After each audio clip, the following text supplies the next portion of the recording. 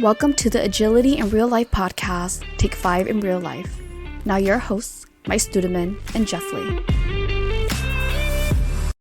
Hi, welcome to the next episode of the Agility IRL podcast, Take 5 IRL. One of the partners of Agility IRL, Jeff Lee. And I'm Mike Studeman. Welcome, everybody, to this episode of Take 5 IRL. Jeff, I hope you're having a good week. I wanted to talk a little bit about one of our favorite topics, failure. Failure.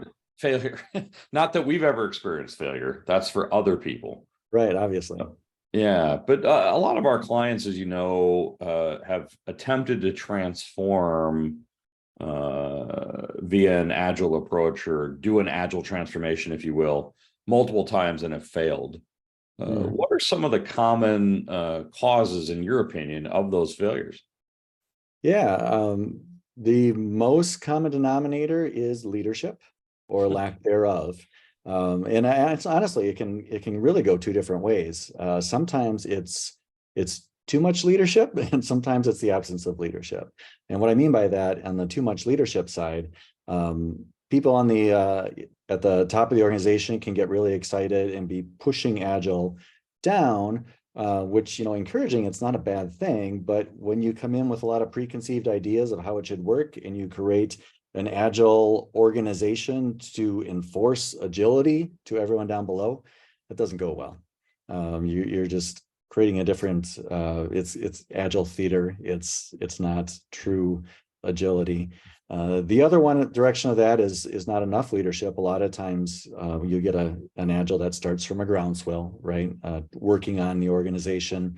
And leadership is kind of supportive, but not really involved. And then they start paying the bills and they're realizing, okay, well, I need to get more involved. And then, that getting in late without really understanding the concepts, a lot of bad things can result from that. So, yeah, I couldn't agree. Oh, sorry. I couldn't agree more. I mean, I think, ultimately leadership sets the culture for the organization. And I think the teams will get it, whatever it is from an Agile perspective. But at some point, leadership needs to understand a number of things. One, that they're going to have to change just as much, if not more, in their leadership style than the teams. Two, they're going to have to be involved. You can't be kind of half in, half out. Three, you can't transform halfway. It's going to have to be an all or nothing type of thing. And as you know, I'm not a huge fan of the term transformation to begin with. I think evolution is probably a better term, which, that's my other pain point with a lot of our failed Agile transformations that were around is leaders, and more broadly the entire organization, looked at the transformation as if this is something that you plan and you execute and then you're done.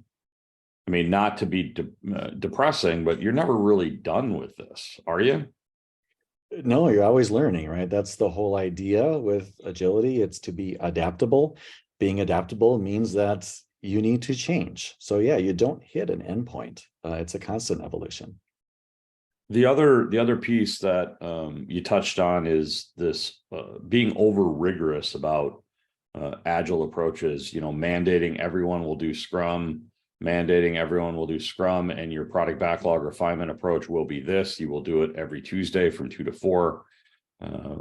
I think that very much not only leads to Agile feeder, but you also can wind up in a worse state organizationally than when you started with your quote unquote transformation, because people are just resentful of the entire process.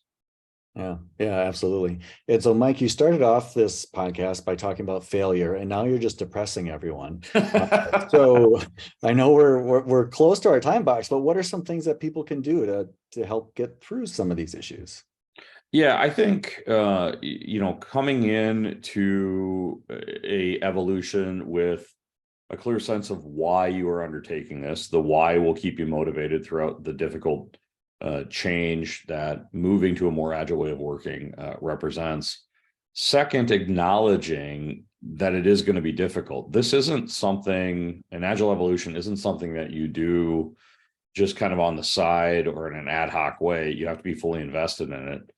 3 is, I think, something key that you said, Jeff, is you have to understand that you're going to have to be adaptable in how you're implementing an adaptable process. What you start out with isn't going to be where you end up. And you got to be okay with that. I mean, it goes back to one of my favorite acronyms, which is the word fail, first attempt in learning. Yeah, absolutely. The whole concept, and we've seen it before, right, of people who start an agile transformation with a Gantt chart about how the transformation is going to work as you're getting rid of Gantt charts that you rely on, right? And that's a whole deeper topic that I maybe I shouldn't have opened the top of that can, but anyway, there are a lot of things you can do, right? Acts of leadership at all sorts of levels help to educate, help to, work with your boss. See if you can get a meeting with your boss's boss to just let them know what's happening, why things work the way they do, and how they can best support. Absolutely. And as always, if anyone out there in podcast land needs any help, we're always available. Yes, we are. All right. Well, thanks, Mike. This wrapping up our episode here. Hope it was of value for people. Thanks, Jeff. Have a good one. The product vision for Take5 in Real Life is to provide members of the Agile community with an idea that they can incorporate into their daily lives to make them more effective. We thank you for listening, and we'll see you next time.